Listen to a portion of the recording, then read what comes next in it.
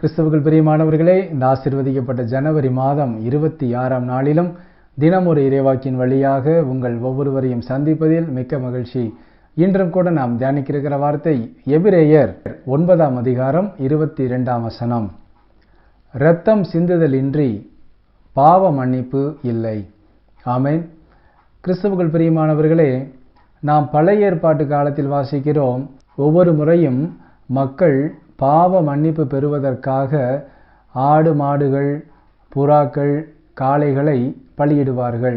பாவ நிவர்த்தி பலியாக அவர்கள் பலியிட்டு தன்னுடைய பாவங்களிலிருந்து கடவுள் எங்களை கழுவி சுத்தமாக்குகிறார், இந்த இரத்த பலியை நான் கொடுக்கும் பொழுது என்னுடைய குடும்பம் கடவுளுடைய மன்னிப்பை பெறுகிறது என்கிற நம்பிக்கையோடு அந்த பாவ நிவாரண பலிகள், பாவ நிவர்த்தி பலிகளை செய்து வந்தார்கள்.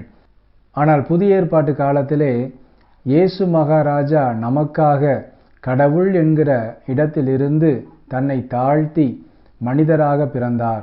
நம்முடைய பாவங்களை எல்லாம் அவர் கழுவி போக்கும் ஒரு கழுவாயாக தன்னையே கடவுளிடம் ஒப்பு கொடுத்தார்.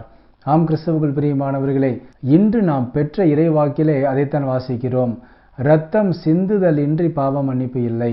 ஆனால் நம்முடைய கடவுள் நம்மீது எவ்வளவு அன்பு வைத்திருந்தால் நம்முடைய பாவங்களையெல்லாம் நாம் இரத்தம் சிந்தாமலேயே கடவுளின் கரங்களிலிருந்து மன்னிப்பு பெறுவதற்காக அவர் ஒருவரே எல்லாவற்றிற்கும் பாவ நிவாரண பலியாக தன்னையே ஒப்பு கொடுத்தார்.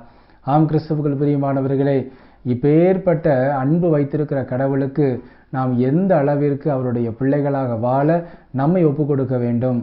ஒவ்வொரு நாளும் கடவுளுக்கு நாம் எந்த அளவிற்கு அன்பு செலுத்துகிறோம், கடவுளின் பிள்ளைகளாக எந்த அளவிற்கு நாம் சாட்சி வாழ்க்கை வாழுகிறோம் என்பதில்தான் நம்முடைய கடவுள் நமக்காக அவருடைய இரத்தத்தை சிந்தி நம்முடைய பாவத்தை அவர் ஏற்றுக்கொண்டார், நம் பாவங்கள் அவர் மூலமாகத்தான் மன்னிக்கப்பட்டது என்பதற்கு சாட்சியே நாம் வாழுகிற உன்னதமான உத்தமமான வாழ்க்கைதான். ஆம் கிறிஸ்துவுக்குள் பிரியமானவர்களே, இரக்கம் காட்டுவதும் அன்பு காட்டுவதும் பரிவு காட்டுவதும் தான் கடவுளுக்கு மிகவும் விருப்பமான ஒரு காரியம்.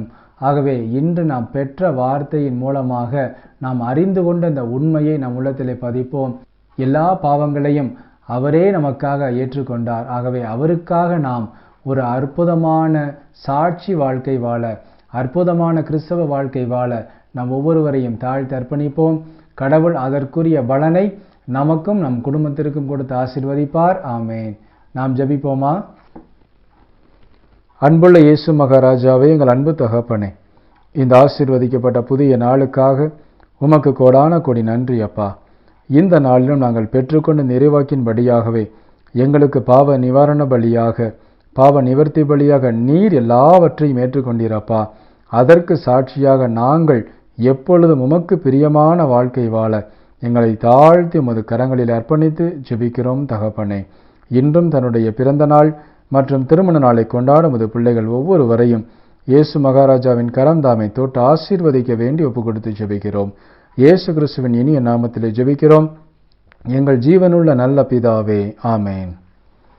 கிறிஸ்துவுக்குள் பிரியமானவர்களே, ஒவ்வொரு நாளும் நாம் கடவுளுக்கு உகந்த பிள்ளைகளாக சாட்சி வாழ்க்கை வாழ நம்மை அர்ப்பணிப்போம். எல்லாவற்றிலும் நாம் வெற்றி சிறக்க கடவுள் நம்மோடிருந்து நம்மை அருமையாய் வழி நடத்துவார். ஆமேன். தேங்க்யூ.